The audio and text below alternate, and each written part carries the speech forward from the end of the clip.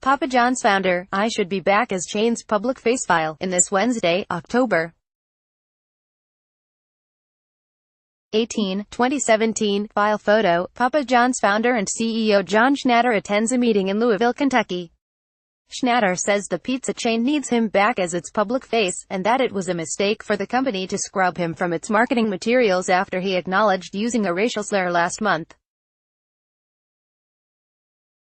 AP photo, Timothy D. Easley, file, New York, AP. The founder of Papa John's says the pizza chain does well with him as its public face, and that it was a mistake for the company to scrub him from its marketing materials after he acknowledged using a racial slur. John Schnatter told the Associated Press that he believes he can return to TV and radio ads once the public understands the context of his comments. My persona resonates with the consumer because it's authentic, it's genuine and it's the truth, Schnatter said in a phone interview late Wednesday, with his lawyer and representative present. Papa John's International Inc. had said last month that Schnatter would no longer be in any of its marketing, after Forbes reported that he used the N-word during a media training conference call in May. The company also formed a special committee to oversee an external audit of its diversity practices. Schnatter apologized for using the word, but said it was taken out of context and that he didn't use it as an epithet. He resigned as chairman after the report was published, but subsequently called the decision a mistake. Since then, Schnatter has criticized Papa John's handling of the matter, saying it acted hastily without investigating.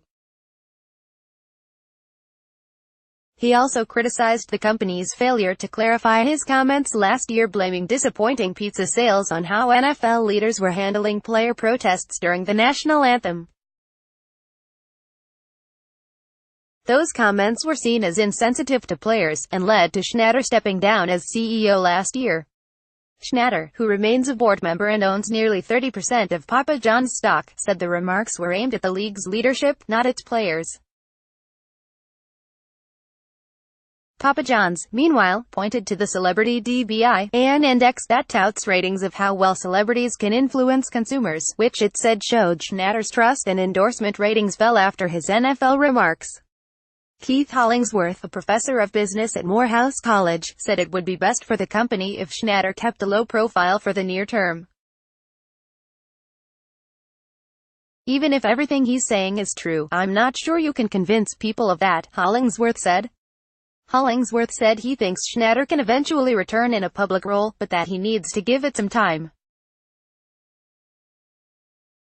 Even before the backlash to Schnatter's NFL remarks, a key sales figure at Papa John's had been slowing partly because of competitive pressures, noted Alexander Slagle, an analyst for Jefferies.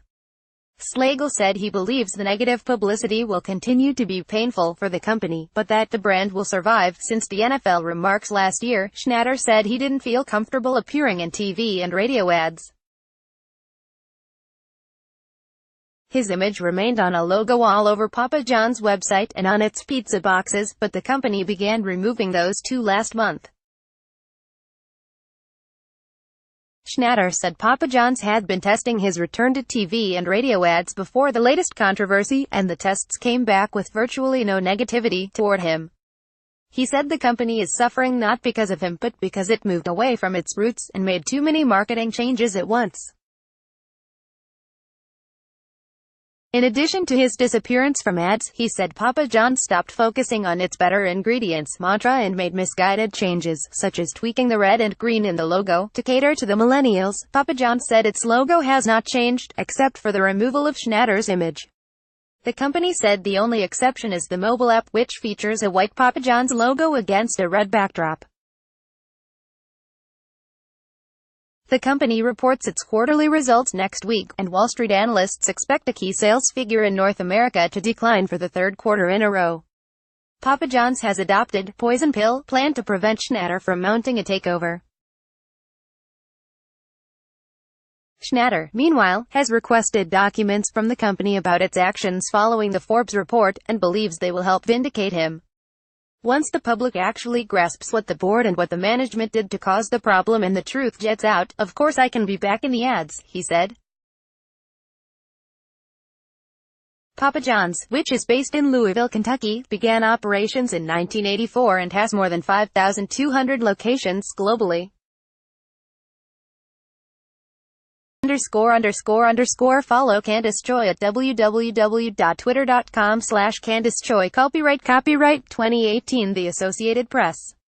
All rights reserved. This material may not be published, broadcast, written or redistributed.